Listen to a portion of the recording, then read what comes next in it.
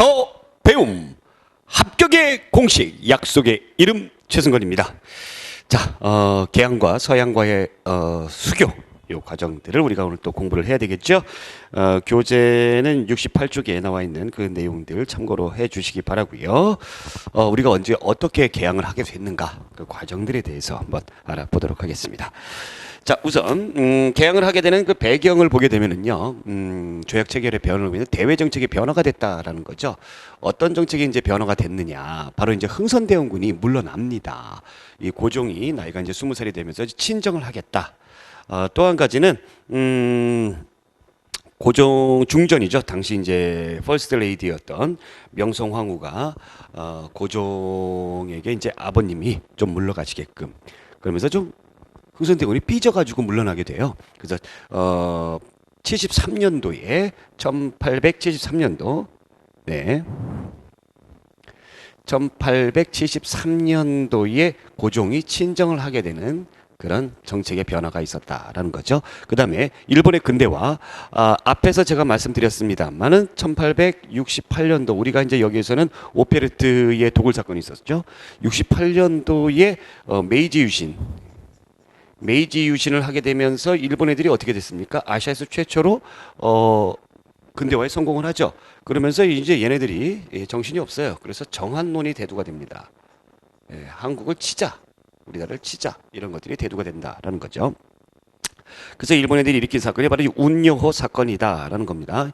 미국 애들한테 당한 거 그대로 고수법을 그대로 써먹은 것이죠. 그래서 일본 배 운요호를 1875년도에 우리나라에 잔입을 시킵니다. 자, 그러면 불법적으로 우리나라 영해를 침범을 했기 때문에 우리가 이제 한포 타격도 하고 대응을 했겠죠. 이것을 빌미로 삼아서 대규모의 해군들을 파견해가지고 한포 시위를 하게 되는 거죠. 당시에 우리나라 정부가 깜짝 놀라서 결국에는 강화도 조약을 체결할 수밖에 없었다라는 거. 1876년도에 정식 명칭은요 조일수호 조규예요. 이 조일수호 조규 정식 명칭입니다. 자, 성격은 우리가 외국과 맺은 근대적 조약이고요. 그러나 불평등 조약이다라는 거고요. 그 내용을 보겠습니다. 조일수호 조규의 내용. 조선을 자주국으로 하겠다. 아유, 듣기에는 참 좋아요. 그러나 이 말뜻의 속뜻은 바로 뭐죠? 청해 종주권을 부인한다. 청해 간섭을 배제하겠다라는 거고요. 그 다음에 부산 외에 3개 항구를 개항한다. 그래서 부산이 첫 번째로 개항을 했고 그 뒤를 이어서 원산과 인천으로 결정을 했습니다. 요 순서별로 여러분들 알아두시기 바랍니다. 그리고 향후 일본이 우리나라 침략을 편리하게 하기 위해서 해안 측량권을 인정해줬고요. 그 다음에 영사 재판권이 있습니다. 자, 이것이 바로 이제 치해법권인데 이 치해법권이 굉장히 좀 불평등한 내용이죠. 우리나라에서 활동하고 있는 일본인들이 그 범죄를 했을 때에 우리나라 법으로 처벌하지 못한다라는 거죠. 그럼 반대로 우리나라 사람들이 일본에서 범죄하게 되면 지들 멋대로 처벌하는 거죠. 그 불평등한 조약이다라는 겁니다. 자, 이것이 이제 기본 바탕에 되는 조일수호 조규고 이 부록이 있어요. 부록, 조일수호 조규 부록. 이 부록이 이제 여기 내용과 관련된 세부적인 내용입니다. 개항장에서 일본인 거류지 설정 10리 이내로 한다. 개항장에서 10리 이내로 한다. 개항장에서는 일본 화폐의 유통을 허용한다. 자, 개항장과 관련된 것이 조일수호 조규입니다. 그 다음에 조일 무역 규칙인데 이건 무역과 관련된 거예요. 그러니까 여러분들이 요거 이제는 여러분들이 구분할 수 있어야 돼요. 조일수호 조규는 개항장에서 일본인들이 어떻게 한다라는 그런 내용들이고 이 무역 규칙은 무역과 관련된 겁니다. 여기에서 양곡의 무제한 유출이 있습니다. 곡식의 무제한 유출. 네. 그 다음에 일본인 수출입을 상품에 대한 무관세. 그래서 무자가 이렇게 들어가요. 무제한 유출, 그 다음에 무관세, 관세 매기지 않는다. 이것이 무역 규칙입니다. 무역 규칙. 요 구분하실 수 있어야 됩니다. 아시겠죠? 자, 이것이 이제 운요 사건, 강화도 조약이다. 자, 강화도 조약의 조일수호 조규 보겠습니다. 이게 첫 번째로 이제, 가장 핵심이 되는 내용이죠. 조선은 자주국이며 일본과 똑같은 권리를 갖는다. 조선국 부산은 오래전에 양국 백성의 통상지구가 되었다. 이 밖에 2개 항구를 개항하여 통상하도록 허가한다. 그래서 원산, 인천. 자, 그 다음에 제7관 조선국 연해의 섬과 암초를 조사하지 않아 매우 위험하다. 일본국 항해자가 자유로이 해안을 측량하도록 한다. 해안 측량권과 관련된 내용이죠. 자, 10관 일본국의 인민이 조선국이 지정한 항구에서 죄를 범하였을 경우에 모두 일본국에 돌려보내 심리하여 재판한다. 이것이 바로 취해법권과 관련된 내용입니다. 자, 그런데 미국과 수교를 하게 되는데 미국과 왜 수교를 하게 되느냐? 바로 누구 때문에 그러냐면 바로 이 김홍집 때문에 그래요. 강화도 조약 이후에 일본이 어떻게 저렇게 발전을 했지 해서 일본을 좀 배우고 와라 해서 보낸 사절단이 있습니다. 그 사절단이 수신사라고 부르는데 2차 수신사로 일본에 다녀온 김홍집이 누구를 만났냐면 당시에 일본에 있던 외교관인 청나라 외교관이었던 황준생이라는 사람을 만났어요. 이 사람이 쓴 논문이 조선 책략이라는 논문이 있는데 조선이 살아가야 될 방법, 이 조선 책략의 내용을 보게 되면은 어떤 내용이 있냐면 조선이 호시탐탐 우리나라를 노리고 있는 러시아를 막기 위해서는 어떻게 해야 되느냐. 청하고 친해야 되고 친중국, 미국하고 연결된다. 연미국, 그 다음에 결일본, 일본과 맺어져야 된다라는 책입니다.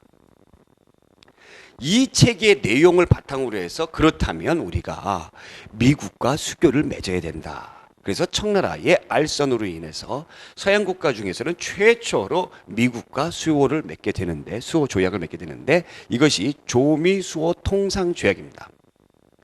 조미수호 통상조약 1882년도에 조미수호 통상조약의 내용을 보게 되면은 거중조정이 있습니다. 이 거중조정이 상당히 중요한 거예요. 대단하고 굉장히 굉장한 겁니다. 거중조정이 바로 뭐냐면 군사동맹이에요. 군사동맹.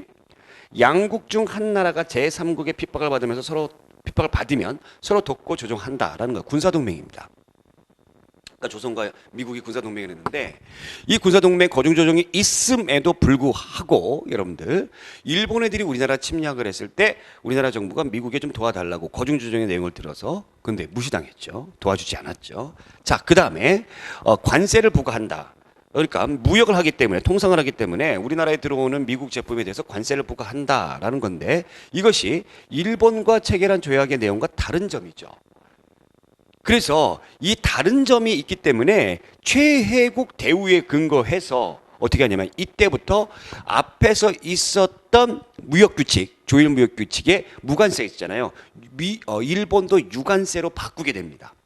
이거에 근거를 해가지고 그 다음에 최혜법권 역시 최혜법권 내용이 있고요. 자, 최혜국 대우 보겠습니다. 최혜국 대우는 뭐냐면 최고로 혜택을 준다라는 거예요. 최고로 혜택을 주는데 뭘 어떻게 혜택을 주느냐라는 겁니다.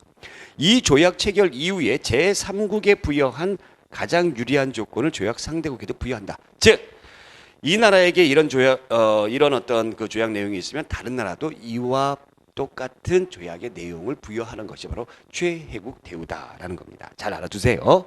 자, 그럼 황준센의 조선 책략의 주요 내용들을 한번 읽어보도록 하겠습니다. 조선 땅은 실로 아시아의 요충을 차지하고 있어 그 형세가 반드시 다투게 마련이며 조선이 위태하면 중국도 위급해질 것이다. 따라서 러시아가 영토를 넓히려고 한다면 반드시 조선이 첫 번째 대상이 될 것이다. 러시아를 막을 수 있는 조선의 책략은 무엇인가? 오직 중국과 친하고 친중국이죠. 친중국. 일본과 맺고 결일본. 그 다음에 미국과 연합하는 연미함으로써 자각을 도모하는 길뿐이다. 자, 이 조선 책략을 김홍집이 가지고 돌아와서 고종이 깊은 감동을 받습니다. 그래서 어떻게 합니까? 이것을 복사해가지고 전국의 유생들에게 다 나눠주죠. 그래서 좀 반응이 좋을 줄 알았는데 전국의 유생들이 들고 불고 난리가 났어요. 그냥 상소하고 전화 이러시면 아니 됩니다. 어떻게 일본하고 미국하고 외양일체 일본하고 서양 애들은 똑같은 오랑캐인데 어떻게 얘네들하고 친해질 수가 있느냐? 말도 안 된다라고 그냥 들고 일어났죠. 자, 미국과 조약을 맺고 그 뒤를 이어서 영국, 독일, 러시아 순으로 조약을 맺습니다. 이것도 순서 여러분들이 알아두셔야 돼요. 그런데 한 가지 프랑스 같은 경우에는 제일 마지막에 맺는다. 프랑스 같은 경우 왜 그랬을까요? 프랑스는 바로 이 천주교 공인 문제 때문에 그렇습니다. 천주교를 인정하는 문제 때문에 지연이 되면서 프랑스는 1886년도에 조약을 맺더라라는 그런 내용들입니다. 자, 이것이 바로 이제 서양과의 수요 과정이고요. 자, 이것이 제가 이제 좀 그 순서별로 정의를 해봤습니다. 조미수호 조약을 먼저 맺었고 그 다음에 82년도에 같은 해 이모군란이 일어났죠. 이모군란. 그러니까 얘가 먼저예요. 그 다음에 영국과 수호. 그 다음에 독일. 그 다음에 갑신정변. 영국, 독일과 조약을 맺고 나서 갑신정변이 일어납니다. 갑신정변이라고 나서 러시아와 조약을 맺었어요. 자, 이게 참 한 가지 아이러니한 부분이 바로 이거예요. 갑신정변이 일어나고 나서 러시아를 막기 위해서 조선 책략이니 뭐 이런 거 흥선대원군도 러시아가 무서워가지고 프랑스 세력을 이용하려다가 병인 박해 일어났잖아요. 그렇죠? 근데 러시아와 어떻게 했느냐? 갑신정변은 이제 앞으로 배우겠습니다만 솔직히 말씀드린다면 청나라하고 일본하고 우리나라를 먹기 위해서 서로 다툼을 하고 있다가 일어난 사건으로 봐도 됩니다. 그렇기 때문에 우리나라는 청나라도 무섭고 일본도 무서워요. 그래서 얘네들을 견제할 수 있는 방법이 뭐가 있을까? 그렇다면 어쩔 수 없이 러시아라도 끌어들여야 되는 거 아니냐라는 생각을 하게 되는 거죠. 그래서 갑신정변 이후에 러시아와 부랴부랴 조약을 맺습니다. 그러나 러시아와 조약을 맺어가지고 러시아가 어떻게 합니까? 우리나라로 슬금슬금 내려오죠. 자, 내려오다 보니까 영국에 너 내려오지 마! 해가지고 거문도 사건이 일어나게 되는 거고요. 그 뒤를 이어서 86년도에 프랑스와 조약을 맺었다라는 겁니다. 자, 이게 이제 우리나라의 고문으로 오는 멜렌도르프라는 그런 사람이고요. 나중에 이 사람에 대해서 더 자세하게 알아보도록 하겠습니다.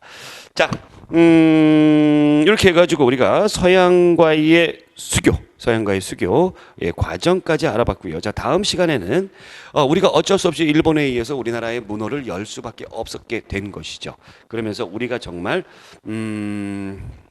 뭐라 그럽니까? 우물한 개구리였구나라는 것을 느끼게 됩니다. 그래서 부랴부랴 개화 정책을 하게 되는 거죠. 서양의 어떤 문물, 또 일본의 문물, 또 청나라의 문물을 받아들이기 위해서 개화 정책을 정부가 추진하는데 또 이것을 반대하는, 우려하는 세력들이 또 생겨나기 시작을 합니다. 그래서 개화파와 위정척사파 간의 그런 대립하는 그런 모습들 다음 시간에 알아보도록 하겠습니다. 오늘 여기까지.